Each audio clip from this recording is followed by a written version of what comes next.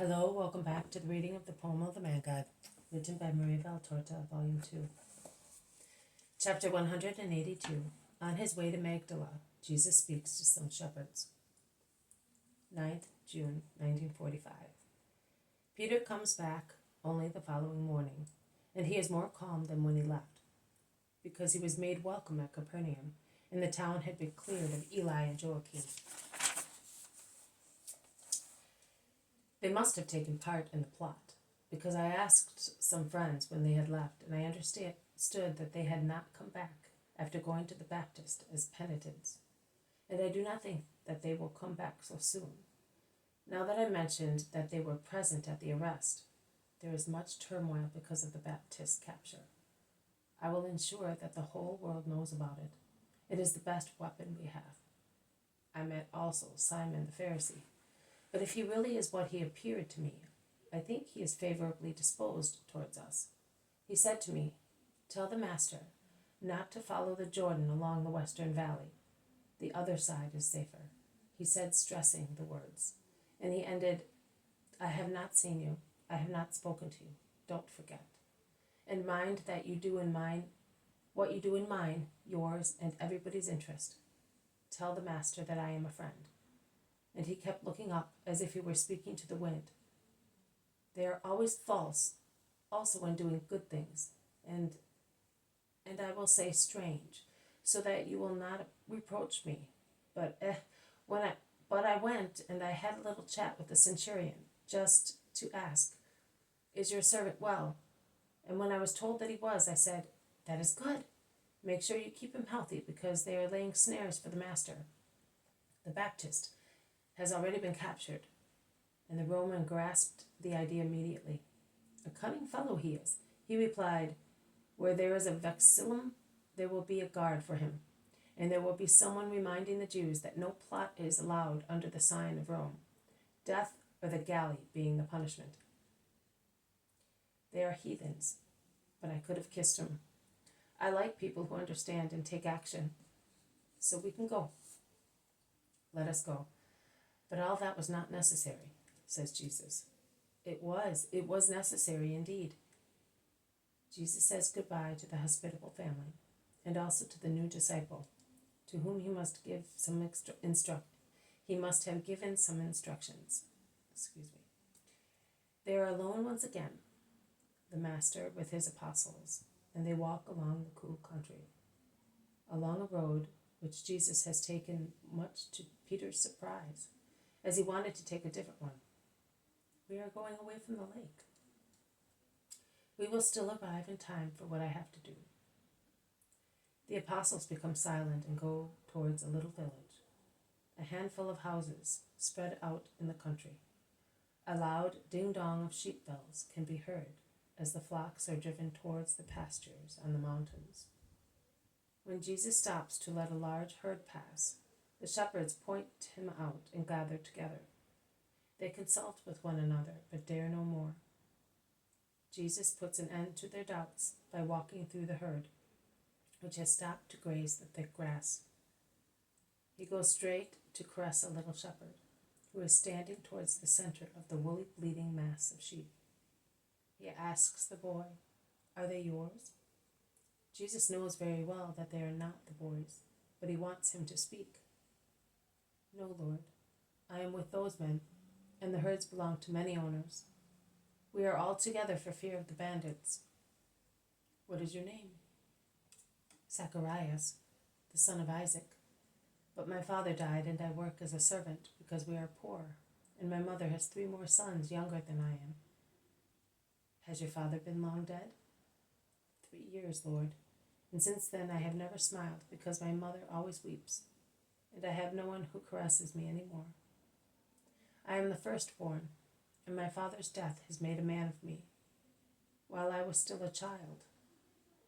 But I must not weep, but earn some money. But it is so difficult. Tears stream down his face, which is too serious for his age. The shepherds have drawn near, and so have the apostles, a group of men in the midst of moving sheep. "You are not fatherless, Zacharias. You have a holy Father in heaven who always loves you. if you are good. And your Father has not ceased loving you because he is in Abraham's bosom. You must believe that. And because of such faith, you must endeavor to become better and better. Jesus speaks kindly and caresses the boy. A shepherd dares to ask, "You are the Messiah, are you not?" "Yes, I am. How do you know?" "I know that you are about in Palestine, and I know that you speak holy words. That is why I recognized you." "Are you going far?" "Up to the high mountains. The hot weather is coming." "Will you not speak to us?" "Up there where we are, only the winds speak, and sometimes the wolf speaks, and it slaughters, as it happened to Zacharias' father. During the whole winter we were hoping to see you, but we never found you. Let us go under the shade of that thicket, and I will speak to you." And Jesus goes ahead of them, holding the little shepherd by the hand and caressing with the other hand the little lambs which raised their heads, bleating. The shepherds gather the flock under a coppice, and while the sheep lie down ruminating or graze or rub themselves against tree trunks, Jesus speaks. "You said, 'Up there where we are, only the winds speak, and sometimes the wolf speaks and slaughters.' What happens up there happens in men's hearts, through the work of God, of men and of Satan. You may therefore have up there what you would have in any other place. Do you know the law well enough and its 10 commandments? And you too, boy? In that case, you know enough. If you faithfully practice what God commanded, you will be holy. Do not complain of being far from the world. That will preserve you from much corruption. And God is not far from you, but closer in that solitude, where you can hear his voice in the winds, which he created, in the herbs and in the water, whereas you would not hear it among men. Your flock teaches you a great virtue, nay, many great virtues. It is meek and obedient. It is satisfied with little and is grateful for what it has. It loves and knows those who take care of it and love it. Do likewise, saying, 'God is our shepherd, and we are his sheep. He watches us. He protects us and grants us not what is the source of vice, but what is necessary to live. And keep wolves away from your hearts. Wicked men are wolves. They seduce you and incite you to evil actions by Satan's order. And it is Satan himself who induces you to sin, so that he may tear you to pieces. Be watchful. You shepherds know the habits of wolves. They are as shrewd as sheep are simple and innocent. They steal close to you. After watching from above the habits of the herd, they sneak closer through bushes and lie as still as stones to avoid drawing your attention. Do they not look like huge stones which have rolled down onto the meadows?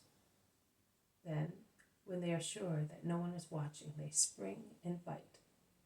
That is how Satan behaves. He watches you to find out your weak points. He roams about you. He seems harmless and absent, concerned with something else, whereas he is watching you, and then he suddenly leaps to induce you to sin. And sometimes he is successful. But close to you there are a doctor and a compassionate spirit, God and your angel. If you are wounded, if you have been taken ill, do not go away from them, as a dog which has become rabid does. On the contrary, while weeping, shout to them, 'Help!' God forgives those who repent, and your angel is ready to implore God with you and for you. Love one another and love this boy. Each of you must feel as if he were somehow the father of the orphan. The presence of a child amongst you should influence every action of yours through the holy restraint of respect for a child. And let your company make up for what death deprived him of. We must love our neighbor. This boy is the neighbor entrusted to you by God in a special manner. Teach him to be good, a faithful believer, honest and free from vices. He is worth much more than one of these sheep. Now if you take care of the sheep because they belong to their owner, who would punish you if you should let them perish, how much more care you must take of this soul, which God entrusts to you for himself and for his dead father. His situation as an orphan is a sad one indeed. Do not make it more painful by taking advantage of him and vexing him because he is only a youngster. Remember that God sees the deeds and tears of every man and takes everything into account in order to reward or punish. And you, my boy, remember that you are never alone. God sees you, and so does the Spirit of your Father. When something upsets you and induces you to do wrong, say, "No, I do not want to be an orphan forever and ever." You would be if you damned your soul by sinning. Be good. I bless you so that all goodness may be with you. If we were going the same way, I would continue to speak to you for a long time. But the sun is rising and you must go, and so do I. Your task is to protect the sheep from the heat. Mine to relieve men of another ardor, a more dreadful one, the passions of their hearts. Pray that they may consider me as their shepherd. Goodbye, Zacharias. Be good. Peace be with you. Jesus kisses the little shepherd and blesses him. And while the flock moves slowly away, his eyes follow him. He then resumes his way. You said that we are going to relieve hearts of another ardor. Where are we going? Asks the Iscariot. For the time being, as far as that shady spot where the stream is, we will have something to eat there, and then you will be told where we are going. Jesus says, insert here the vision of the second moment of Mary Magdalene's conversion, which you had last year on the 12th of August, 1944. Thank you. This has been a reading from the poem of the Man God, written by Maria Valtorta, Volume 2, Chapter 182. On his way to Magdala, Jesus speaks to some shepherds. Thank you for listening. I will see you tomorrow. May God bless you, and may peace be with you.